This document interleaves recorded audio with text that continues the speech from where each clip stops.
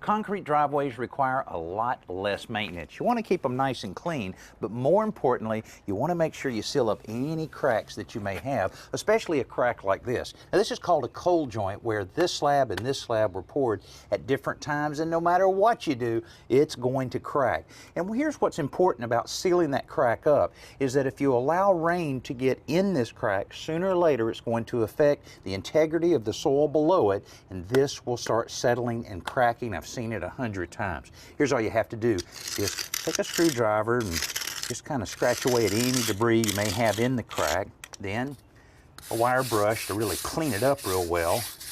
And then use a whisk broom, or I'll tell you what, a leaf blower works really well on this as well. Then the important thing is a concrete repair caulk. This particular one is a self-leveling. And on a crack like this, you basically are just filling it in and making it nice and flat. Now, that works well on a crack like this, but if you have a crack that's a little larger, for some reason on this side it's a little larger than on that side, you'll need this extra step. It's a backer rod, and you use this anytime you're caulking anything on the outside of your house that's larger than, say, 1/4 inch or 3/8. And here, I'm just going to put it down in the crack, like that.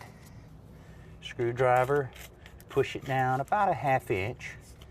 Then I'll caulk right over it just like I did the smaller crack.